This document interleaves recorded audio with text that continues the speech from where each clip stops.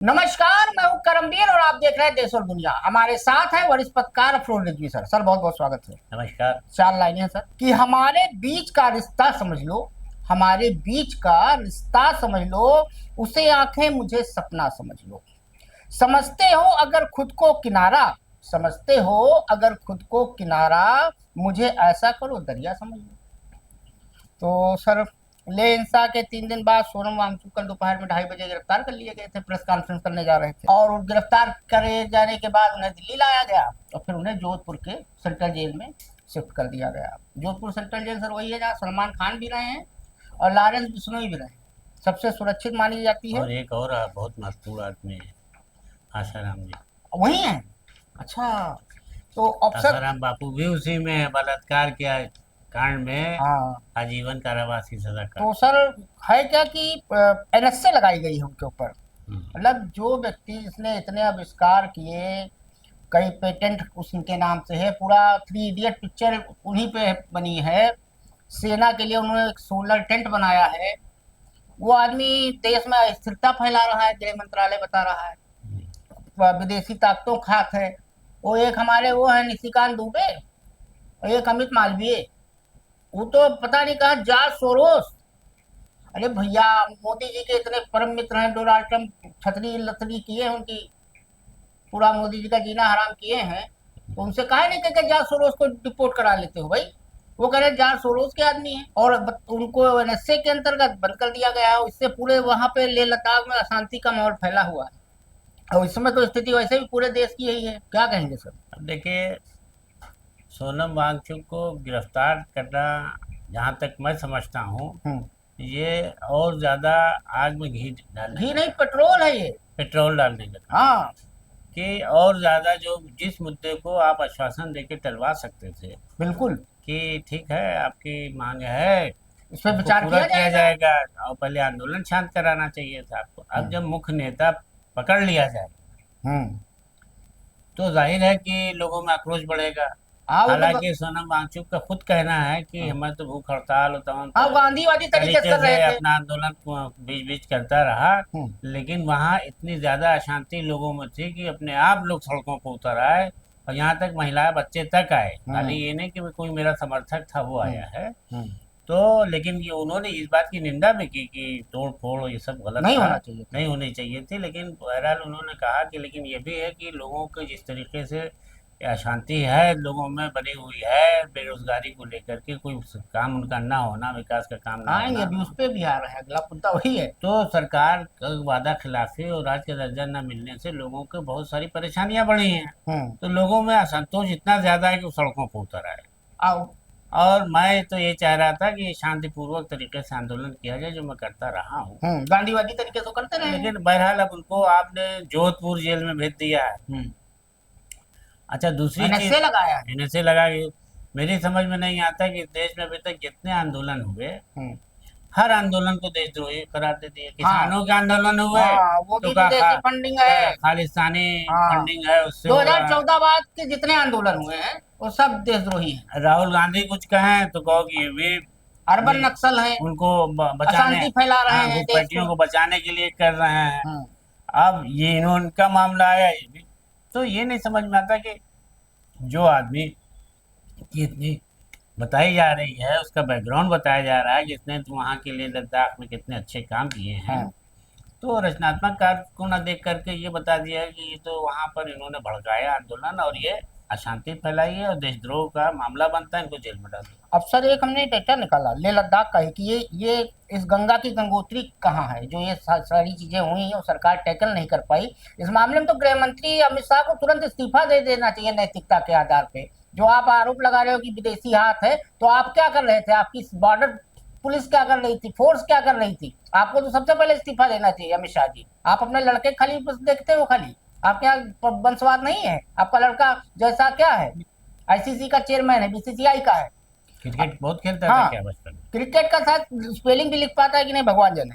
अब सर मजेदार एक है आंकड़ा कि 534 सरकारी नौकरी के लिए लद्दाख में भरे गए 50,000 फॉर्म। टोटल आबादी लेह लद्दाख की 3 लाख है और ये 4th क्लास के सब आवेदन थे, 534 पद निकले। अब सोचिए 534 पद के लिए 50,000 फॉर्म भरे गए। यानी हर छठवें आदमी ने हाँ, हर छठे आदमी ने समझिए कि आवेदन किया नौकरी आवेदन का। किया। ये मतलब नौबत ये आ स्थिति गई है कि वहाँ पर बेरोजगारी से इतना त्रस्त हैं लोग, हाँ, इतना परेशान है कि इतनी सी छोटी सी जगह 5,000 में 50,000 लोगों और ने। ये खबर कहीं नहीं है, कहीं आपको किसी साइट पर नहीं हुई, ये तो हमने एआई से पूछा। अब ये बताइए कि 5,000 समथिंग जो पोस्ट है, तो 5,500-6,000 मान लिया जाएगा, तो हजार नहीं है सर, मात्र 534 है। 534, बाप रे बाप। तो उसमें 50,000 लोग को तो सबको तो मिलनी नहीं है, मिली तो 534 ही हाँ। लोगों को। तो इसके बाद फिर वही रहेगा, कितने लोग बेरोजगारी बने नवंबर रहेंगे। और नवंबर में है तो इसका इतनी एग्जाम। छोटी सी पोस्ट निकाल करके 50,000 लोग भरे हैं, बताइए। तो ये सड़कों पे आक्रोश नहीं होगा तो क्या होगा भाई? आपको इस पे ध्यान देना चाहिए मोदी जी नहीं, को। जो आदमी मंत्री बन जाता है उसका परिवार खुद तो ऐश करके खाता है, हाँ। हैं? और लोगों को पाठ पढ़ाता है, कैसे रहो वैसे हाँ। रहो, ये करेंगे वो करेंगे।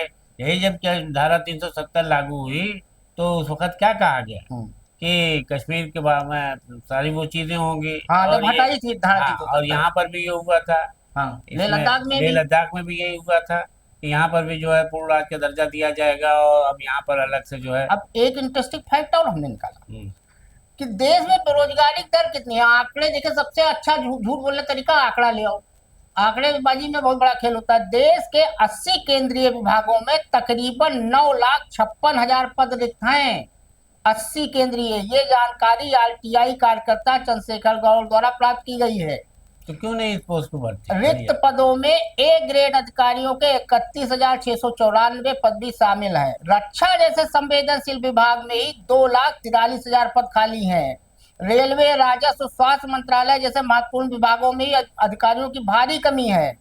ये स्थिति है सर देश की। रेलवे में 3.16 लाख अधिकारियों कर्मचारियों कमी है। गृह मंत्रालय, जिसका काम है देश की आंतरिक सुरक्षा देखना, जिसकी वजह से बताते हैं कि राहुल गांधी करा रहे हैं, कुछ घुसपैठिए करा रहे हैं, उस विभाग में 1,28,000 अधिकारियों की कमी है। जब अधिकारी ही नहीं है तो सुरक्षा कहाँ करेंगे? क्या कहेंगे सर? अब तो यही तो बात है, देखिए पोस्ट रिक्त पड़ी है और लोग बेरोजगार घूम रहे हैं। 9,56,000। आप नए नए नए पद सृजित करने या नई नौकरियां सृजित करने की तो बात की है, पहले जो रिक्त पड़े हैं उन्हें ही भर दीजिए तो काफी लोगों की मदद मिल जाए। अब ये क्या, आउटसोर्सिंग की हम तुम ठेकेदार हो, मैं इतना आदमी चाहिए भेज दो, बस वो ठेकेदारी चल रही है नौकरी में। अब जैसे सर गिरिराज सिंह हैं, निशिकांत दुबे हैं, अनुराग ठाकुर नहीं, हैं। हमको ये लगता है कि जब जनता इसको ठीक तरीके से समझ जाएगी कि हमारे साथ धोखा हो रहा है, शुरू हो गया तब ये, हाँ, पूरे तब देश में इनकी शुरू हो गया। जागेंगे। अब जो है उसके धीरे धीरे समझ में आने लगा कि नौकरी ठेके से जाएगी। हाँ। अरे क्या बात है भाई, ठेके से उसमें भी कमीशन देना है, उसमें भी ठेकेदार को पूरी तनख्वाह नहीं नहीं मिल रहा मिलती है। है। अब सर अब सब कह रहे हैं कि राहुल गांधी इसके पीछे हैं, तो भैया कर्नाटक में कांग्रेस की सरकार है, तो राहुल गांधी अगर इसके पीछे, तो कर्नाटक में का युवा सड़क पे उतर आए। अब कर्नाटक में सर धारवाड़ में युवाओं का बड़ा विरोध प्रदर्शन सामने आया है। इसे गोदी मीडिया बिल्कुल भुला चुका है, कहीं डलाता ही नहीं है। सोशल मीडिया पर सामने आए वीडियो में दावा किया जा रहा है कि धारवाड़ में अखिल कर्नाटक छात्र संघ के बैनर तले सिविल सेवा उम्मीदवारों ने पुलिस कांस्टेबलों सहित हजारों लंबित सरकारी पदों पर तत्काल भर्ती की मांग की है। देखिए, अब बताइए, राहुल गांधी अगर करा रहे हो तो आप मुझे मार करते नहीं, तब तो वो देशद्रोह का मामला बन जाता। हाँ, देशद्रोही है। अब सर एक आपके बनारस में बहुत विचित्र घटना घटी। हमने कहा लोगों को पता चलनी चाहिए कि मोदी जी का संसदीय क्षेत्र है भाई, वो कितना मेहरबान है। सर चंद्रयान का बनाने में और उसको भेजने में जो खर्चा आया था वो तकरीबन, हमें जहां तक याद है, 600-650 करोड़ के आसपास था। लेकिन मोदी जी ने एक मिरेकल किया। मोदी जी ने क्या किया कि वाराणसी में यातायात और भीड़ से निपटने की दिशा में एक महत्वपूर्ण कदम उठाते हुए नगर प्रशासन प्रमुख बाजारों और घाटों को जोड़ने वाला रोपवे प्रोजेक्ट पूरा कर चुका है, बन गया, वहां रोपवे पुल बन गया। अब मजेदार बात यह है, पीएम मोदी ने 2023 में इस प्रोजेक्ट का उद्घाटन किया था। 15 अक्टूबर के आसपास ये नागरिकों के लिए खोला जाएगा और ये वाराणसी कैंट रेलवे स्टेशन को गुदौलिया चौक से जोड़ने वाले इस 3.75 किमी लंबे रोपवे कनेक्शन से 5 स्टेशन कवर होने की उम्मीद है, जिससे सड़क मार्ग से 45 से 50 मिनट का सफर रोपवे से सिर्फ 15 मिनट में पूरा हो जाएगा। और इसका शुल्क होगा 100 से 150 रुपए के बीच होगा। अब इसको जो बनाया गया उसकी रकम सुनेंगे तो आप ताज्जुब करेंगे। 807 करोड़ 807 करोड़ में रोपवे बना है। एक बार में 10 यात्री इसमें बैठ पाएंगे। 220 केबल कार और ट्राली कार होंगी। क्या कहेंगे सर, ये दुनिया का तीसरा सबसे बड़ा शहर होगा। मतलब चांद हमारा तक हम पहुंच जाते हैं 600 किलोमीटर। मैक्सिको बोलीविया के बाद जो है, हाँ, इंडिया का वाराणसी तीसरा। इतना महंगा। 600 करोड़ में हम चांद पहुंच जाते हैं और बनारस में हम 807 करोड़ रुपए में जाएंगे। बहरहाल ये मेरा ये पैसे की बर्बादी है। पैसे की बर्बादी, और रुपए की जरूरत नहीं थी। और अगर कहीं खुदा ना खास्ता किसी के घर पे गिर गया, कभी ईश्वर न करे। देखिए बहुत ही घनी आबादी वाली नगरी है। और दूसरी चीज सर, मान लीजिए किसी की बहन बेटी हो, ऊपर छत पे कपड़ा फैलाने गई हो या बाल संवार रही हो, अब हम ऊपर से रोपवे से उसको झांक रहे हैं। का कांसेप्ट तो पहाड़ी एरिया में था कि वहां से जो है गैप आपने कर दिया, इतना सड़क नहीं, रास्ता नहीं, तो रोपवे वहां चलाया जाता था। लोगों की निजता का हनन है। सीधे सीधे छत पे कपड़ा सूख रहा है, सामान है, जो बीच से चलेगा वो कैसे। अब तो जब चलेगा जब भी देखा जाएगा कि कैसे वो है। लेकिन ये तो पहाड़ों पर और मसूरी और जो आपके उत्तराखंड है और जब जगहों पर है, देहरादून है, यहाँ वहाँ तो पहाड़ी हिस्सों में हमने देखा है जहाँ दुर्गम होता है चलने। हाँ, दुर्गम पहाड़ी जहाँ के आ जा नहीं सकते, तो ये होगा मोदी जी का कोई मित्र होगा जिसकी कंपनी होगी। नहीं, ये भी उन्होंने सोचा होगा कि कुछ हम अपने कार्यकाल में ऐसा करें कि जो अजूबा हो। अजूबा हो, हाँ, अजूबा करने के लिए तो माने जाते हैं मोदी जी। बड़े बड़े शहर पड़े हुए हैं भारत में, हाँ, वहाँ जरूरत नहीं हुई, यहाँ पर जरूरत। बनारस में, बम्बई में नहीं जरूरत हुई, कलकत्ता में, मद्रास सबसे ज्यादा आबादी है, दिल्ली में नहीं, इतना बड़ा महाराष्ट्र है, वहाँ जरूरत नहीं हुई, लेकिन बनारस में हो गई। भोलेनाथ ने कहा, वो माँ गंगा ने हो सकता कहा हो। नहीं, वहाँ अंडरग्राउंड हो, आप नहीं ट्रेन चलवा सकते थे। अंडरग्राउंड ट्रेन इससे सस्ती पड़ती। अब सर मार्गदर्शक मंडल जाग गया अचानक भाजपा का। डॉक्टर मुरली मनोहर जोशी भाजपा के वरिष्ठ नेता, उन्होंने चारबाग परियोजना के खिलाफ अपनी आवाज उठा दी है भैया। उन्होंने इस परियोजना को लेकर सुप्रीम कोर्ट के मुख्य न्यायाधीश को पत्र लिखा। डॉक्टर कर्ण सिंह ने भी लिखा उनके साथ ही इस परियोजना को लेकर अपने फैसले पर पुनर्विचार करने की अपील की है। उन्होंने अपने इस पत्र में हिमाचल प्रदेश में बीते दिनों आई प्राकृतिक आपदाओं का भी जिक्र किया। क्या कहेंगे सर? अब देखिए, सड़क चौड़ीकरण की बात है, तो सड़क चौड़ीकरण पर अगर किसी ने उससे कोर्ट से मांगी है इजाजत, तो कोर्ट क्या मतलब उसके पास क्या रिपोर्ट ऐसी है कि यहाँ से इसके बनाने से ये खतरे पैदा होंगे, ये खतरनाक साबित होगा, तो कोर्ट न दे इजाजत। अब कोर्ट ने इजाजत दे दी है, तो अब उसकी मुखालफत में बहुत सारे लोग, गोविंदाचार्य है, रेवती रमन सिंह है, प्रोफेसर शेखर पाठक है, रामचंद्र गुहा है, सांसद रंजीत रंजन है, जो है वो याचिका दायर की है कि अपने आदेश पर पुनर्विचार करें। लेकिन उसमें ये बात समझ में नहीं आई है कि क्या दिक्कत आ रही है। दिक्कत उसमें हमें पता, हमें जानकारी है, थोड़ा सा मैं गया था अभी बीच में, है क्या कि जो टनल बनाए जा रहे हैं उससे पहाड़ कमजोर हो रहे हैं। चूंकि आज बेहतर रोड बना रहे हैं ये, तो जो पहाड़ कमजोर हो रहे हैं, तो जब धमाका होता है सर उससे कमजोर हो जाते पहाड़। तो ये भूस्खलन, आपदा, ये बादल जो फटने की, पेड़ बहुत सारे काटे जा रहे हैं, ये दिक्कतें आ रही हैं उसमें। अब सर 75 लाख महिलाओं के खाते में 10,000 रुपया मोदी जी कल डालना शुरू किया। आज तो खैर उड़ीसा में कोई बहुत बड़ा तीर मार रहे हैं, कोई ट्रेन, आज ट्रेन खूब झंडी दिखा रहे हैं। उनको लग रहा है सही में रेलवे स्टेशन में चाय भले ना बेचते रहे हो, लेकिन उनको ट्रेन से प्यार है। तो 10,000 बांटा। अब हमारे पूर्व सीबीआई के डायरेक्टर हैं एम नागेश्वर राव, उसे लेकर वो चुनाव आयोग गए और इसे खुल्लम खुला घूस बताते हुए चुनाव आयोग से चुनाव स्थगित करने और बिहार में राष्ट्रपति शासन लगाने की मांग की। क्या कहेंगे सर? और मोदी जी 2022 तक रेवड़ी कल्चर बता रहे थे इसको, कि जो लोग फ्री बीज बांटते हैं।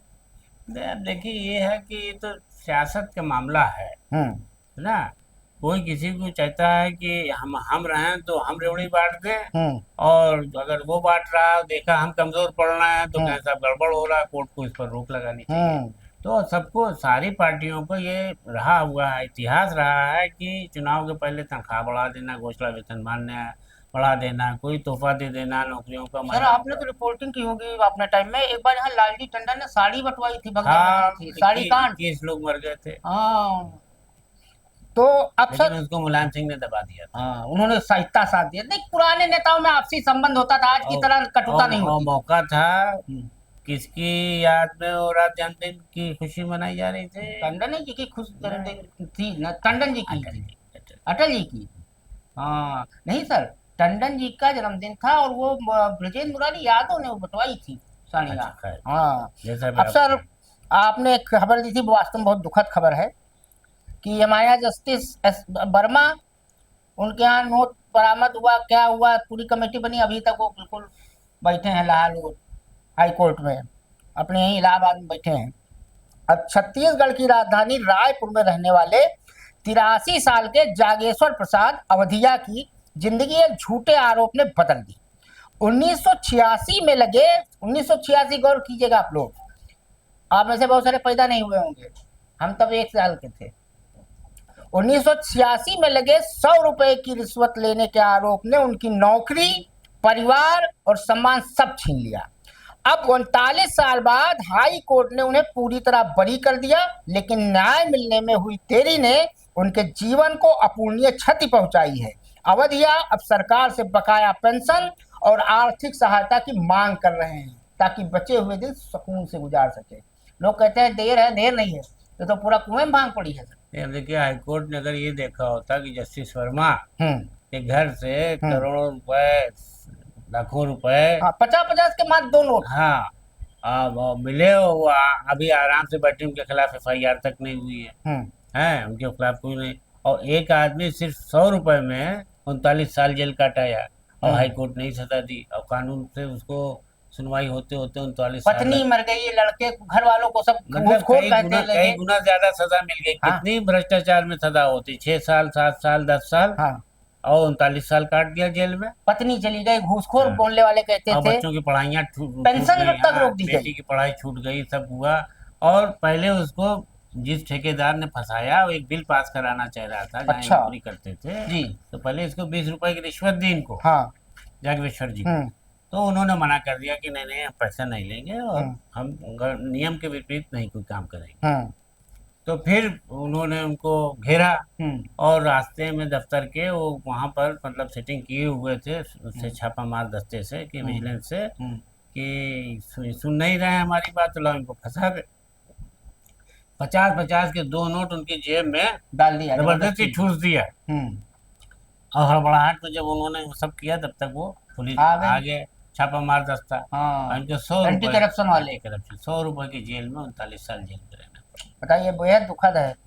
न्याय के देवता, जबकि वो अपनी दुहाई देते रहे कोर्ट से, किसी ने कुछ लेकिन ट्रायल कोर्ट से मामला हाई कोर्ट तक चला। और जस्टिस वर्मा को देखिए, समिति ने रिपोर्ट सही से नहीं की है, मैं उससे बात नहीं की गई, वो नहीं की गई। धनखड़ साहब बेचारे निपट गए उन्हीं चक्कर में, कोर्ट से वो कह रहे हैं कि मेरी तो सुनवाई नहीं की गई, धनखड़ निपट गए उनके चक्कर में, निपट गए। बताइए, उपराष्ट्रपति थे बेचारे, घर बैठ गए, वो भी सटमाउथ होके। बहुत दुखद है। तो चलते चलते 2 लाइनें हैं कि सुनो, तुम मुझको मेरी कमियों संग ढूंढने निकले हो, तुम मुझको मेरी कमियों संग ढूंढने निकले हो, आओ फिर एक दूसरे को साथ मिलकर ढूंढते हैं। तो आज के लिए इतना ही, धन्यवाद।